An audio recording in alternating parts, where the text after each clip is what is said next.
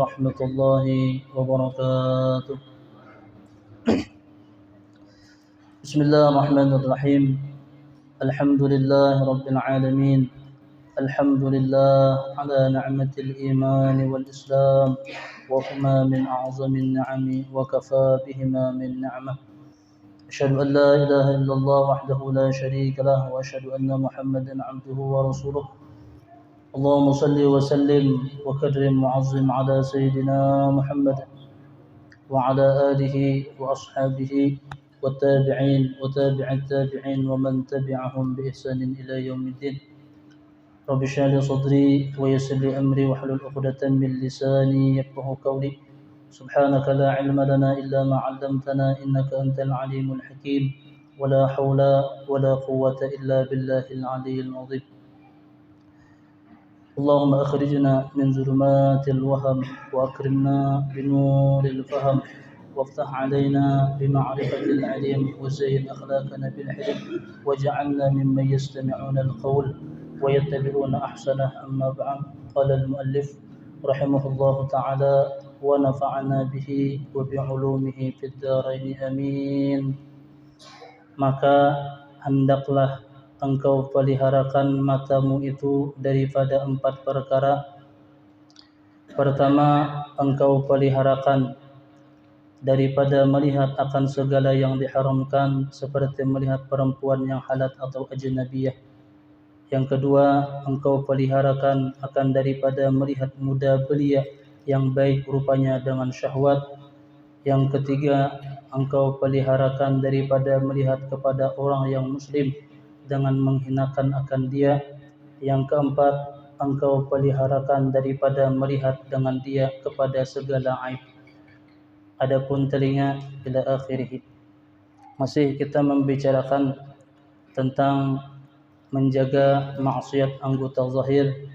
Muallif pengarang memulai dengan menjaga mata dari segala yang diharamkan.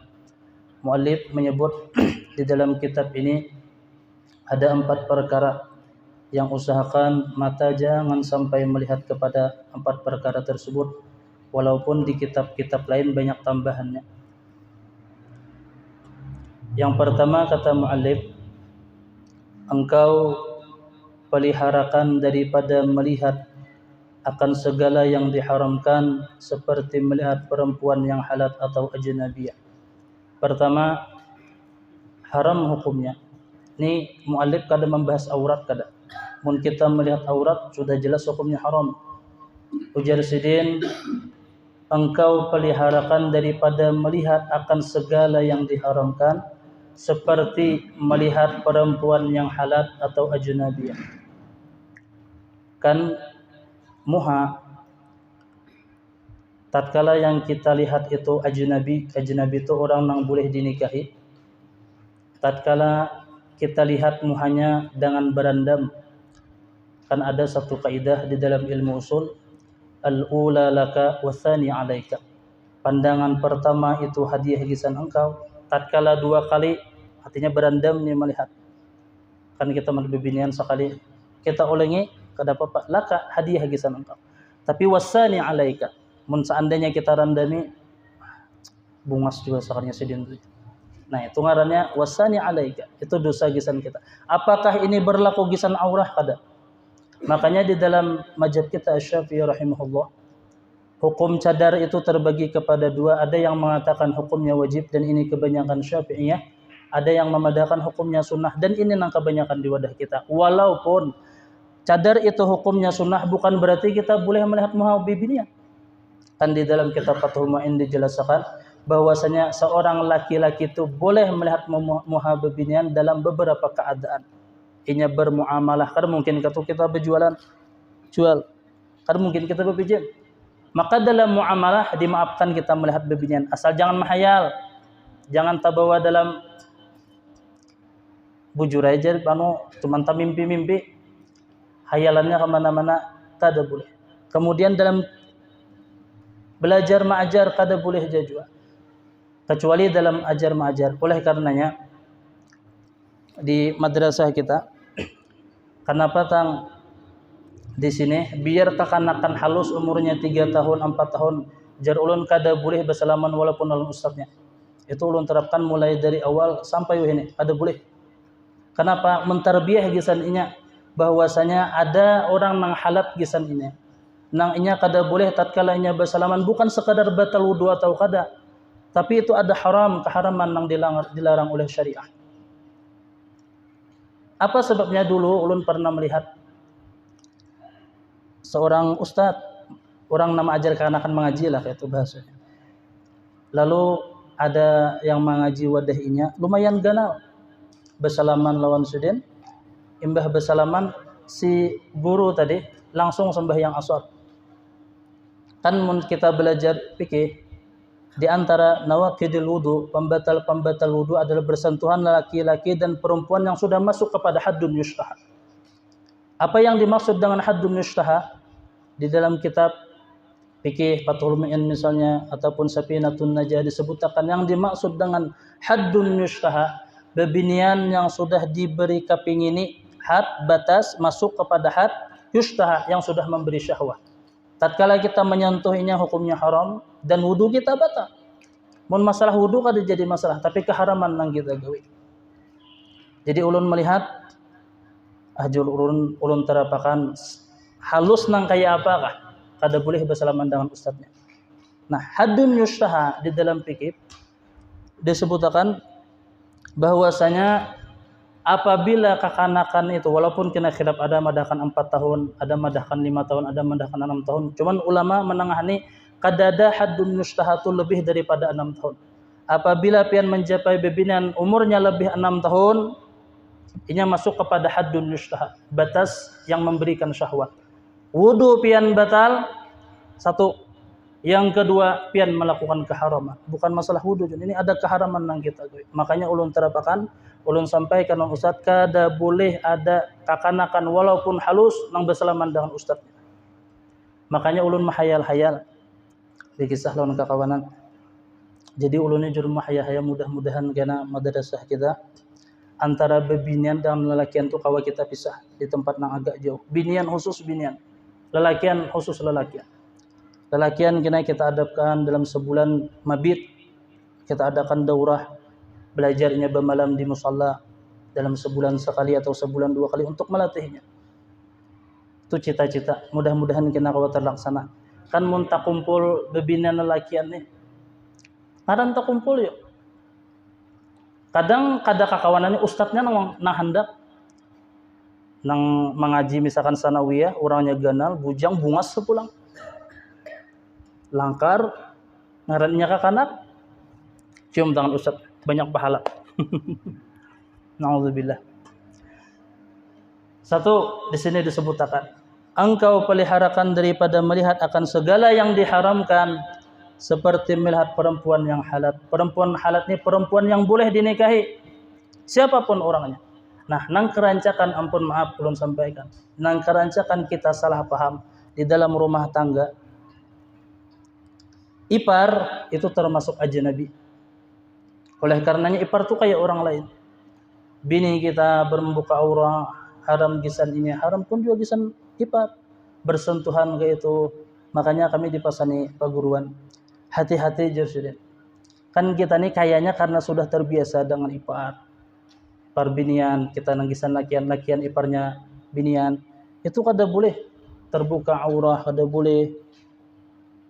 Walaupun di wadah kita biasa-biasa saja. Jadi bagaimana jar ulun kita pahamkan lawan kakanakan nang halus supaya generasi nang akan datang ini sudah islami di pujun sini.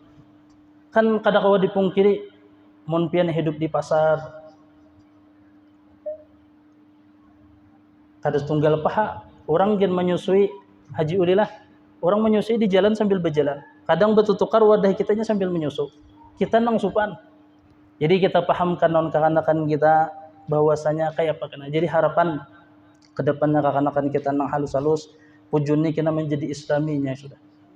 Paham sudahnya di agama. Jadi harapan kita nang tuhani matian kita. Nang masih kada tahu, banyak nang kada tahu kita kayak apa caranya di wilayah kita ini supaya islami. Kakanakan nang halus-halusnya mondok. Jadi terbiasa dengan kegiatan-kegiatan Islam. Jadi mudah-mudahan kita terapkan bibinian terpisah dengan lelaki. Di antara tujuan ulun nangga itu supaya kekanakan ini mulai paham sudah kenapa ustaz tu kada hakun disalami. Supaya nya paham bahwasanya antara inya dengan ustaz itu sama dengan orang. Dalam segi mahram maksud ulun. Nah, kayak tujuan ipar. Ini pian nang ada ipar di rumah.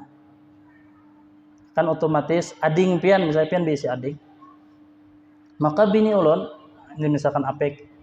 Bini ulun nang apek ni kada mahram. Bini ulun membuka aurah hukumnya haram walaupun di dalam rumah, walaupun ipar. Jadi hati-hati kita dalam perkara nangka ini. Yang kedua, yang dilarang mata kita untuk melakukan keharaman, engkau peliharakan. Jar muallif Syekh Abdul Somad Palembang, daripada melihat muda belia yang baik rupanya dengan syahwat. Ini maksudnya nih, pembahasan pertama tadi kada masuk syahwat, tapi yang dilihat aurat maupun kada aurah. Mun kakanakan bang, nang kada masuk kepada hadun nushtah, apakah boleh? Tetap hukumnya boleh.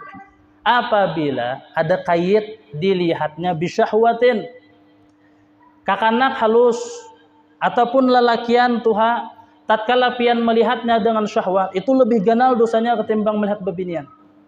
Buka di dalam kitab Irsyadul Ibad. Melihat lelakian bungas, ulun nih misalkan, ada melihat lelakian bungas, nangka kayak boy kan bungas gitu nih.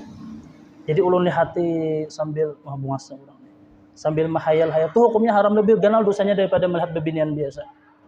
Kenapa? Khawatir tabayang-bayang ya tuh nang mau bisa LGBT tuh. Gara-gara nang ketujuh melihat nang bungas-bungas sesama jenis, lalu bisa nang keharaman. Dan LGBT napa bahasa kita? Homoseksual itu lebih ganal dosanya daripada zina. Makanya kada boleh kalau nang rampi benar nih, guring sakalambu, tuha sudah guring sakalambu. Kalau nang hilap seigong. Itu yang kedua. Yang ketiga, engkau peliharakan, jar muallif, daripada melihat kepada orang muslim dengan menghinakan akan dia. Kan mata kita ini bisa memberi isyarat. Tatkala kita hendak meremehkan orang, jadi melihat dengan makna menghinakan itu pun jadi merupakan dosa nang gana. Jangan sampai jadi mata kita menjadi asbab kita berulah dosa dengan cara menghinakan orang. Yang keempat, engkau peliharakan daripada melihat dengan segala aib manusia. Jadi mata kan di sini disebutkan 4 buting saja. Di antara dosa mata disebutkan di dalam kitab Risalah Jami'ah, dan ini rancak kita gawi dan tanpa kita sadari. Kenapa ya contohnya? Di dalam Risalah Jami'ah disebutkan nadru ila baiti ghairihi biizni ghairihi. Memandang rumah orang masuk ke dalam, maksudnya dengan tanpa izin ampunnya, itu merupakan keharaman. Apalagi nang mengintip. Kalau orang lihatan bapak, apalagi kadada nang lawang berbukaan, saulang lain ampun rumah langsung mengulunyur masuk ke haram hukumnya. Kada boleh. Bahkan di dalam syariah, apabila ada di rumah kita orang nang mengintip, itu kita dianjurkan ambil bilah cucuk matanya. Hati-hati kawan mungkin hendak mengintip-intip, sedia aja nang memang itu dianjurkan. Bukan Nabi kita menyuruh menyakiti, ini sebagai ancaman. Oh, mun pian ke pemangkih, mungkin hampir rata-rata pesantren. Itu tatkala hendak bilang wadah guru, di antara adab kada boleh kita cangkem kamu kalawang sidin. Karena tatkala sidin membuka lawang itu masuk rumah sidin. Siapa tahu tatkala sidin membuka lawang, bini sidin bah mandi misal. Makanya tatkala kita bertamu, adabnya tuh kita hadap membelakangi lawang. Situ misalkan lawang kita kayak Assalamualaikum, berpaling kita. Sudah dibukai, kenapa jisadin hanya kita berpaling? Itu adabnya yang bagus. Ada kita kan kadang rumah karena rampi, kawan sarantang anu nih, rampi benar. Langsung rumah kawan langsung masuk. Kalau pindah kawan ada rumah seorang, terserah orang. Nama apa kah, di mana kah? Jadi mun hendak masuk kawan kah, kuitan kah, anak kah, kada boleh kita nang. Harus ada adab ketu. Assalamualaikum. Nah ini yang disebutkan oleh muallif, ada 4 nang usahakan mata kita menjaga daripada hal-hal yang diharamkan. Kan ada kawan bertakun, Kayak apa jamun tahwai pada haram, melihat aurat tu tahwai pada haram, melihat nang kada baik tu tahwai pada dosa. Cuman nyaman je. Itu kendala kita akui.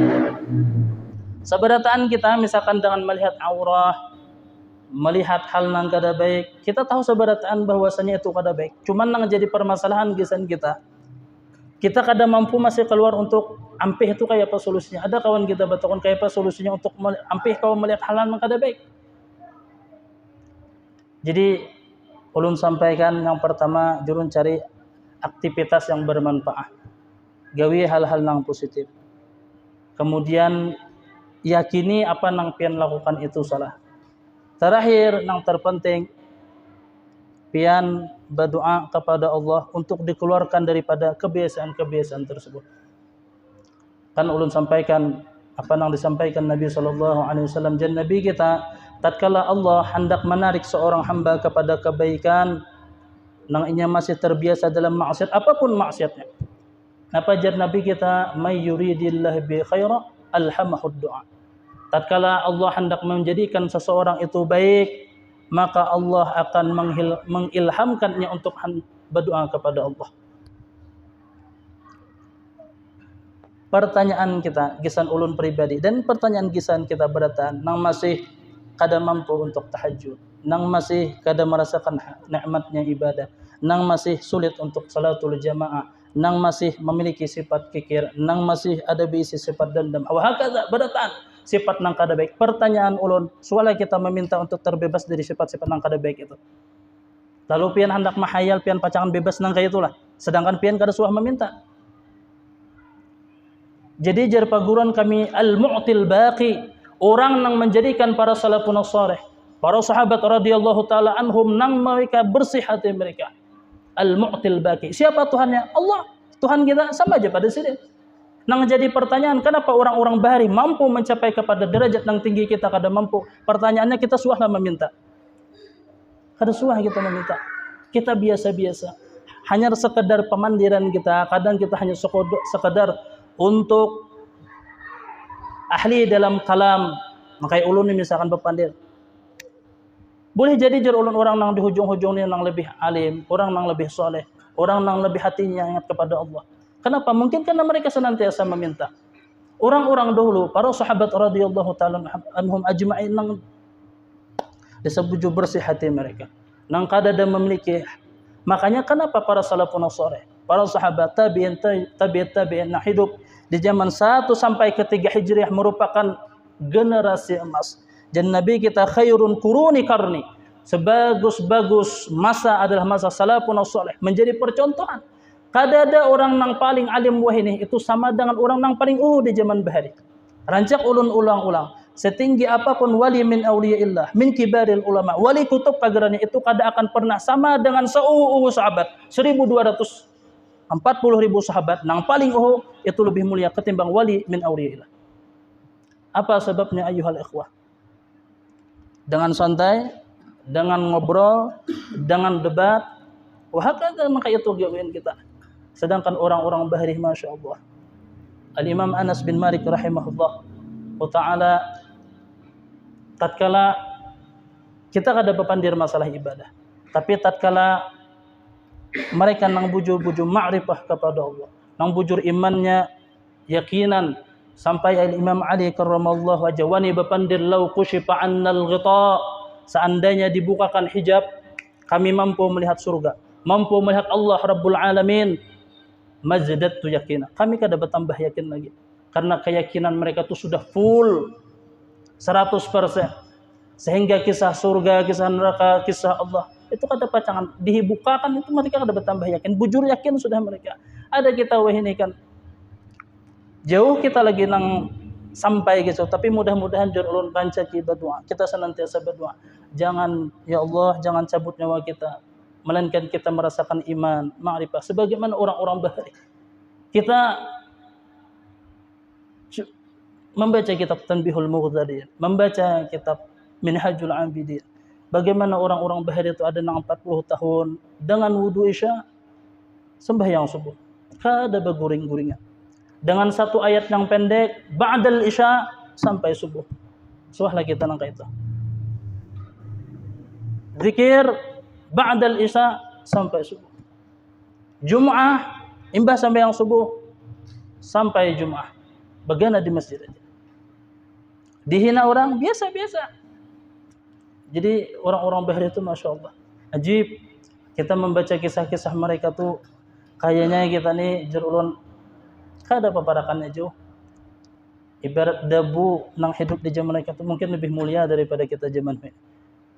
Kita zaman ini ulun khususnya merasakan kan kayak ulun ni pelapau. Padahal mungkin ulun orang yang kada mengamalkan. Orang nang hanya sekadar bisa berpandir, hanya sekadar untuk mungkin hendak minta puji orang wahakada dan lain sebagainya. Sedangkan orang-orang Bahari itu tatkala dihina sama, dipuji orang sama. Al-Imam Ali Zainal Abidin As-Sajjad rahimahullah. Tatkala sedin dihina orang, kemudian murid-murid sedin ini sarik. Imam Ali bin Husain binti Fatimah Al-Batul binti Sayyidah Khadijah Al-Kubra. Kan di zaman dinasti Bani Umayyah itu merupakan dinasti nang bujur kelam di tengah Ahlul Baitin Nabi.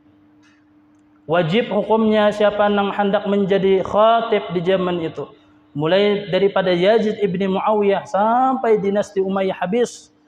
Puluhan generasi pemimpin Islam. Siapa nang hendak menjadi khatib wajib hukumnya melaknat Ali dan keturunannya. Wajib melaknat keturunan Nabi kita sallallahu alaihi wasallam. Nang kada hakun melaknat kada usah mutbah. Di zaman itu karena kan perebutan kekuasaan antara keturunan Muawiyah bin Abi Sufyan, Yazid bin Muawiyah dengan Sayyidina Husain dan keturunannya. Padahal keturunan Nabi kada hendak merebut kada. Cuman orang benar salah paham. Jadi para khatib wajib melaknat. La'anallahu aliyan wa dzurriyyatihi ila yaumil qiyamah. Itu setiap akhir khutbah wajib hukumnya.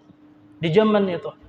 Jadi melaknat, jadi mendengar Sayyidina Ali Zainal Abidin As-Sajjad rahimahullah. Kemudian murid-murid sedin anak-anak sahabat ni sarik, "Imam, balas pang orang tadi laknat juga."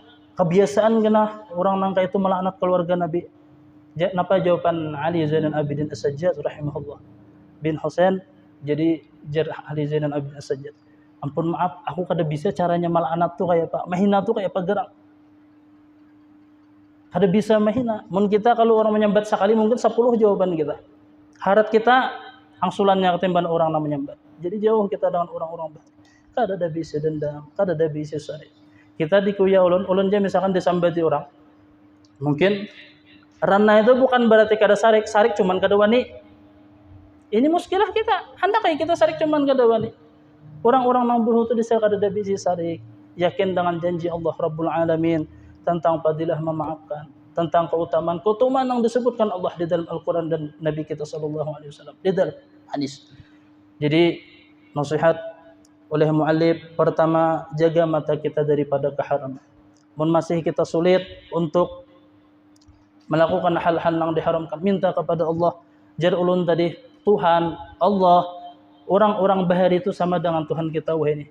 Cuman kenapa orang Bahari itu diberikan Allah, orang wahini kada diberikan hal yang serupa? Karena orang Bahari itulah menyia-nyiakan, menganggap remeh hal yang penting bagi mereka, menganggap biasa yang dianggap mereka luar biasa, mengagungkan, menganggap renteng, menganggap enteng hal-hal yang biasa dianggap orang-orang terdahulu. Jadi perlahan kita minta kepada Allah hari-hari. Munpian masih belum kaum bangun malam ba'da sembahyang, meminta kepada Allah untuk minta bersihkan hati, ditunjukkan jalan yang terbaik, jalan yang bujur, kemudian dibebaskan hati ataupun perilaku daripada hal-hal yang kada baik. Pinta terus, karena adanya saatnya Allah mengabulkan. Setidaknya sebelum pian mati Allah kabulkan kita. Makanya kita berdoa, mun seandainya saat ini kita masih kada pantas, setidaknya belum mati kita hendak merasakan nangarannya halawatul iman tuh kayak apa. Kita Al-Imam Anas bin Malik yang ulun kisahkan tadi, pada ketika sidin di dalam kitab Sirru Salatil Fajar dijelaskan, pada ketika sidin melakukan perperangan, kemudian kadakawa sembahyang subuh berjamaah sekali itu aja.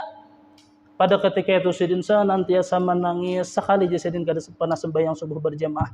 Pertanyaan gesan kita, ulun khususnya nang rancak kada subuh berjamaah, lu suah kita menangis karena kada subuh. Bukan masalah fadilah subuh nang gana, Tapi khawatir mun seandainya sekali nang sunnah kita pernah tinggalkan itu menjadi asbab Rasulullah kada ketujuan kita.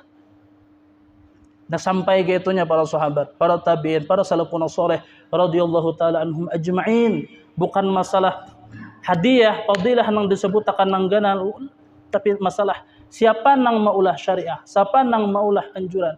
Khawatir apa nang mereka tinggalkan menjadi asbab mereka jauh daripada mereka daripada yang mereka cintai, yaitu Rasulullah sallallahu alaihi wasallam. Anas bin Malik sekali kada bersubuh berjamaah menangis sidin sampai sidin bersuara mun seandainya Allah berikan dunia seisi-isinya untuk mengganti kegembiraan, mengganti kesedihanku karena pernah sekali kada bersubuh berjamaah, niscaya aku di sini kada pernah akan gembira, kada cukup dunia dengan seisi-isinya. Sekali je sidin kada subuh. Ulun khususnya rancak ada sembahyang subuh berjamaah. Mungkin ulun pun bisa juga melayur minal kabair. Suahlah kita tatkala melakukan dosa, melihat aurah misalkan. Kemudian kita menangis, sedih kita atau merasa ada kita biasa-biasa aja. Biasa aja kita melakukan dosa, bahkan hatta kepada dosa besar kita biasa-biasa aja. Ada kita suah menangis ataupun kita merasa bersalah, esok biasa pulang. Nah, jadi nasihat kisan kita beratan ulun khususnya. Sadari apa yang kita lakukan salah itu salah.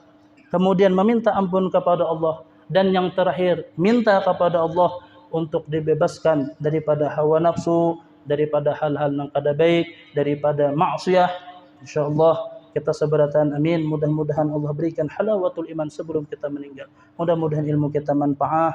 Mudah-mudahan Allah berikan taufik dan hidayah untuk senantiasa mengamalkan apa yang kita ketahui, dan mudah-mudahan apa yang kita gawe menjadikan asbab Rasulullah himung lawan kita, dan mudah-mudahan Allah dan Rasulullah sallallahu alaihi wasallam cinta kepada kita, dan Allah akhiri hidup kita dalam keadaan husnul khatimah. Ada hadhihi niyyah wa kullu niyatin salihah wa ila hadratil habib Muhammadin sallallahu alaihi wasallam bi sirril Fatihah. A'udzu billahi minasyaitonir rajim. Bismillahirrahmanirrahim. Alhamdulillah rabbil alamin arrahmanir rahim maliki yaumiddin. Iyyaka na'budu wa iyyaka nasta'in ihdinas siratal mustaqim. صراط الذين أنعمت عليهم غير المغضوب عليهم ولا الضالين آمين آمين. بسم الله الرحمن الرحيم. الحمد لله رب العالمين والصلاة والسلام على أشرف الأنبياء والمرسلين سيدنا محمد الأمين وعلى آله وصحبه أجمعين. اللهم أغننا بالعلم وزينا بالحلم وأكرمنا بالتقوى وجملنا بالعافية. اللهم استر عيوبنا وعيوب معلمنا ولا تذهب بركات علمنا برحمتك يا أرحم الراحمين. اللهم إنا نسألك حسن الخاتمة ونعوذ بك من سوء الخاتمة. ربنا آتنا في الدنيا حسنة وفي الآخرة حسنة وقنا عذاب النار. وصلى الله على سيدنا محمد وعلى آله وصحبه وسلم. والحمد لله رب العالمين. تقبل الله منكم.